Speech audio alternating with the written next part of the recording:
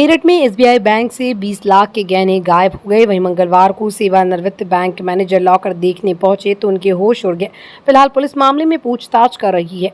मेरठ में मोदीपुरम की पल्लवपुरम फेज 1 निवासी सेवानिवृत्त बैंक मैनेजर के पलहेड़ा स्थित एसबीआई के लॉकर से 20 लाख रुपए के जेवर चोरी हो गए।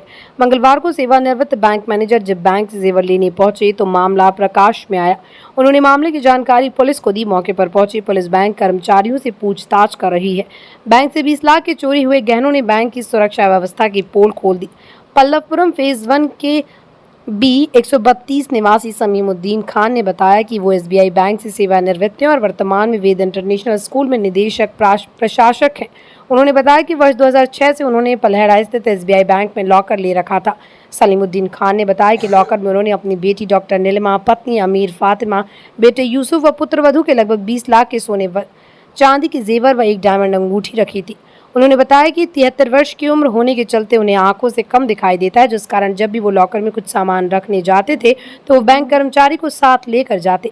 मंगलवार को उनकी बेटी डॉक्टर नीलिमा ने गहनों की आवश्यकता की बात कही, जिसके बाद वो बेटी को लेकर बैंक पहुंचे। लॉकर रूम में पहुंचने के बाद उन्हें लॉकर खुला मिला और 20 लाख के जेवर लॉकर से गायब थे।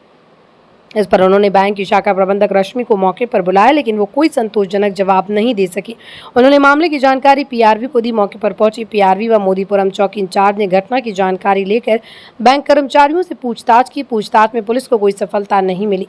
पीड़ित सलीमुद्दीन खान ने पल्लवपुरम थाने पहुंचकर पुलिस को जानकारी देते हुए तहरीर दी। वहीं थाना प्रभारी मुन्नेश सिंह ने मामले की जानकारी से सीओ दरौला को अवगत कराया, जिस पर सीओ दौराला ने पीड़ित सलीमुद्दीन से जानकारी लेने के लिए बुधवार को सीओ कार्यालय कंकरखेड़ा बुलाया है। एक्चुअली मेरी बेटी बॉम्बे से आई हुई है, तो उसने कुछ ज्वेलरी की आवश्यकता थी। बोले पापा लॉकर ऑपरेट करना है। तो आज मैं स्टेट बैंक ऑफ इंडिया पलहेड़ा की ब्रांच में 3:25 पर आया और अकाउंटेंट मैडम ने एंट्री करवा कर और हमको अंदर लॉकर रूम में ले गई। वहाँ पर उन्होंने मेरी चाबी भी ले ली और अपनी चाबी दोनों लगा के और लॉकर को खोल दिया। वहाँ पर ऐसा आभास हुआ था कि जैसे लॉकर पहले से ही खुला हुआ था, क्योंकि मेरी वाली चाबी मेरी बेटी ने देखा, उन्होंने घुमाई नहीं थी। फिर वो चली गई अपनी चाबी निकाल के, मास्टर की जो होती है बैंक वालों की।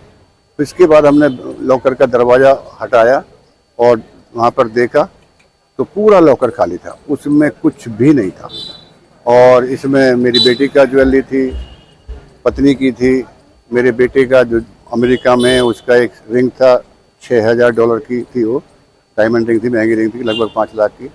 और मेरी भी एक अंगूठी थी, एक छोटी सी मेरा वो था चेन, और एक मेरा 250 ग्राम का चांदी का एक मोनूमेंट की तरह से था, जो स्टेट बैंक ने 25 साल की नौकरी पूरी करने पर मुझको दिया था।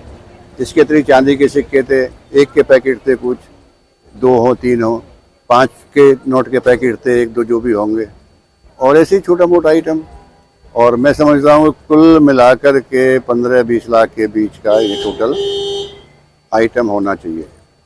20 भी हो सकता है, 22 भी हो सकता है। काफ़ी बड़ा नुकसान है। और हम जानना चाहेंगे कि आपने क्या एक्शन लिया है और बैंक के जो भी अधिकारी हैं उनका क्या एटीट्यूड है?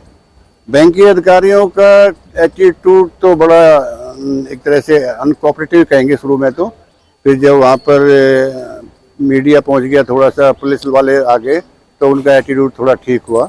अदरवाइज तो बिल्कुल बोले आप लेके होंगे निकाल के, और आपके तो मतलब चाबी आप ही से तल खुलेगा, ये तो लगा हुआ लॉकर था, दूसरा कैसे खोल सकता है।